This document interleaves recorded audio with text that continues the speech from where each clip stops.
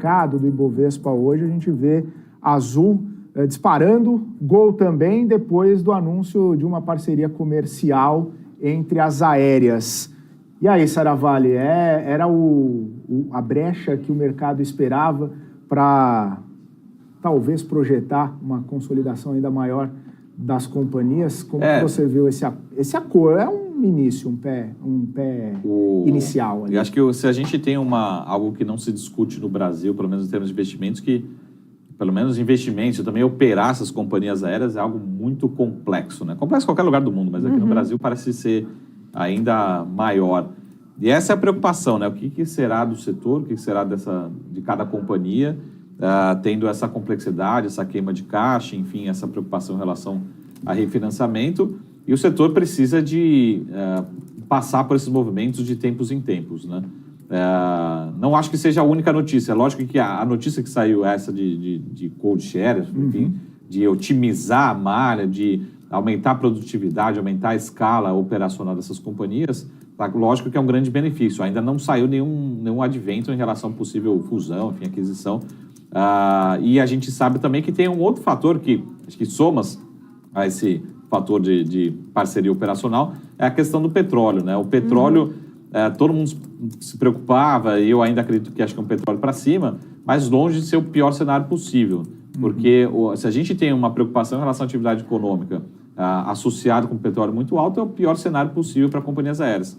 O petróleo ajudando um pouquinho, estabilizando aí 80, 82 dólares, é um cenário que traz um pouquinho de menor pressão para o setor. Daí, se a gente olha para a Azul especificamente, em termos de fundamentos, e nesse patamar de R$10, um pouquinho que está sendo negociado agora, não é um patamar caro, né? Ou seja, por múltiplos, por valuation, está sendo negociado com preços baixos, né? Então, uma soma de fatores empurrando as ações, e a gente sabe que as ações são extremamente agressivas, né? Tem um beta muito alto. Quando sobem, elas não sobem 1%, 2%, elas sobem 5%, 6% num dia só. Então, somando, né, diversas informações, as ações recuperando a parte das quedas recentes aí, especificamente a Azul. A Gol, a gente sabe que surfa também nesse movimento, mas a Gol tem um caso especial, que é essa recuperação que ela está passando.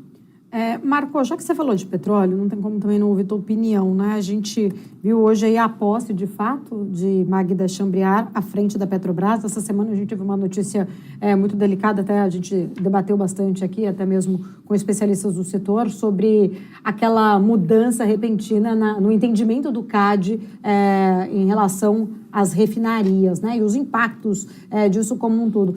Queria entender um pouco da tua leitura, né? Diante muitas críticas também em relação ao nome de Magda ali. Eu vi gente comentando que ela vai ser o soldado do Lula lá dentro. Enfim, qual que é a tua leitura que você faz para a Petrobras deste cenário novo? A mudança de presidência na Petrobras faz parte da rotina da companhia, né? Por ser uma companhia de capital misto, o investidor tem que ter essa ciência. Então, não necessariamente a mudança ela vai destruir ou vai gerar valor. Então, se a gente olhar, por exemplo, para a Petrobras e comparar com a Chevron tem 2, 3 presidentes nos últimos 20 anos. Aqui no Brasil a gente muda quase uma vez por ano, né? Ou às vezes até mais, em períodos menores. A minha preocupação é que a gente sempre tem que olhar, que acho que o investidor talvez não vá conseguir medir ou perceber no curtíssimo prazo, e acho que essa é um pouco talvez do benefício da dúvida e ao mesmo tempo da preocupação toda vez que a companhia, se ela começar a aumentar muito os seus investimentos, tá? Isso necessariamente se traduz em menores dividendos. E a gente sabe que o desempenho da ação, pelo menos nos últimos 2, 3 anos, se deu muito baseado no farto, né, na distribuição muito grande de dividendos. Tá? Então, se sinalizar, vamos aumentar a programação de investimentos, necessariamente vai ter menos dividendos. Ponto. O segundo ponto que, para mim, como analista, é o mais preocupante, que a gente começa a ver marginalmente, está lá no release essa informação, o pessoal chama retorno sobre o capital empregado. Né?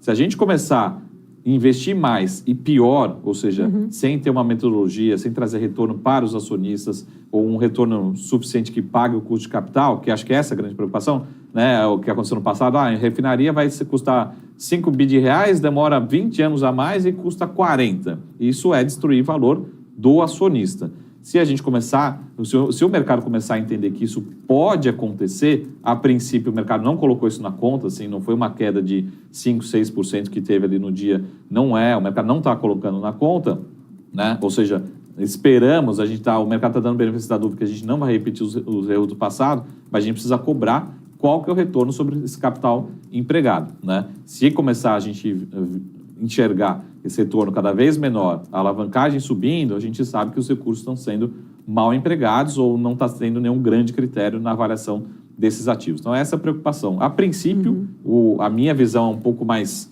romântica aqui, vamos dizer, porque a gente sabe que a gente precisa acreditar que, pelo menos, a governança evoluiu, né? Embora tenha alguns passos aí para trás, mas, de certa forma, a governança a gente melhora e não piora, né? Tudo mais constante. Então, hoje, também a gente tem veículos como a BMC News, outros veículos que conseguem passar a informação mais rápido, né?